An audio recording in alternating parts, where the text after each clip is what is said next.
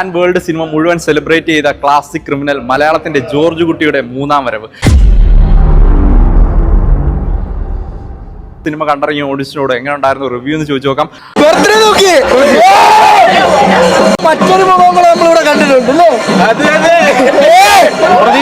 പ്രതീക്ഷയ്ക്ക് മേലെ ഈ കാത്തിരിപ്പിന്റെ ഒരു പെയിനില്ലേ, അതൊരു സുഖം. ദൃശ്യം 3 ജോർജ് കുട്ടി ഒരു ക്ലാസിക് ക്രിമിനൽ ആണെന്ന് അടിവരയിട്ട് പറയുന്ന പോലത്തെ ഒരു പടമായിട്ട് തന്നെയാണ് പാർട്ട് 3 വന്നിരിക്കുന്നത്. ഒരു രക്ഷയില്ലാട്ടോ, പ്രതീക്ഷിക്കാതെ വന്നാല് ഒന്നും പ്രതീക്ഷിക്കാതെ വരാം, അത്രയ്ക്കുണ്ട്. നേരെ അന്നോടാ നീ പറഞ്ഞത്? അല്ല നോണ, ഞാൻ എന്റെ കണ്ണുകൊണ്ട് കണ്ടതല്ലേ. കിട്ടില്ല,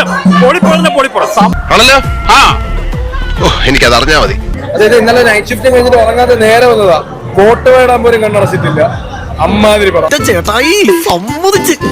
നമ്മുടെ മനസ്സിലുണ്ടായിരുന്ന ഒരു കാര്യമുണ്ട്, അതായത് മൂന്നാം ഭാഗം ഇവര് മനഃപൂർവ്വം കഷ്ടപ്പെട്ട് ചെയ്യുന്നതാണോ? അതാണ് ഇന്നത് കണ്ടു കഴിഞ്ഞപ്പോ മനസ്സിലായി ഇവർക്ക് പറയാൻ ഇനിയും വിശേഷങ്ങൾ കുറെ ഉണ്ട്.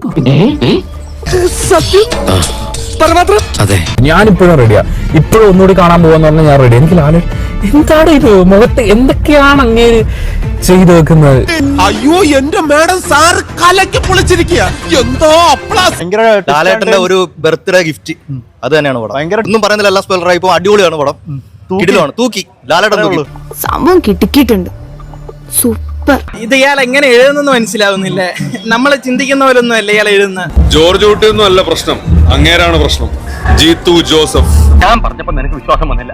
ഇനി തെളിവൊന്നും വേണ്ടല്ലോ.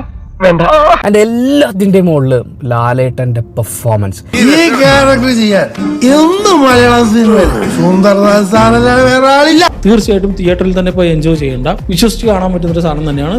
എല്ലാരും വന്ന് കാണുക, സ്പോയിലേഴ്സ് അവോയ്ഡ് ചെയ്യുക, ബ്ലാൻഡ് ആയിട്ട് വന്ന് കാണാം. എല്ലാവർക്കും സന്തോഷമായല്ലോ? എനിക്ക് സന്തോഷമായി. എല്ലാവർക്കും